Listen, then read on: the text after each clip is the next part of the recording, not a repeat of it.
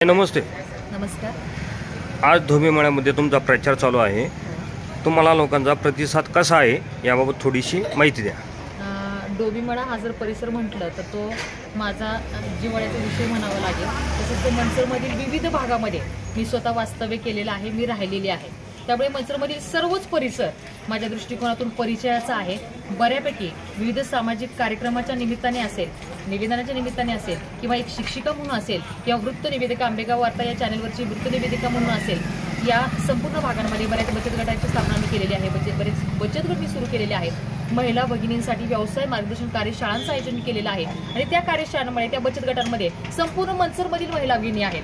त्यामुळे कुठलाच परिसर, आता तुम्ही डोबीमळ्याचा विषय काढला, पण तुम्ही ज्या ज्या परिसरामध्ये गेले तिथं तो कोणताही परिसर माझ्यासाठी नवखा नाही आहे. आणि त्या ठिकाणी असणाऱ्या जे नागरिक आहेत त्यांचा अतिशय उत्तम प्रतिसाद मला या ठिकाणी लाभतोय, अतिशय आनंद वाटतोय. आणि त्यांच्या प्रतिसादामुळे खरोखरच माझा कॉन्फिडन्स वाढलेला आहे, आत्मविश्वास वाढलेला आहे.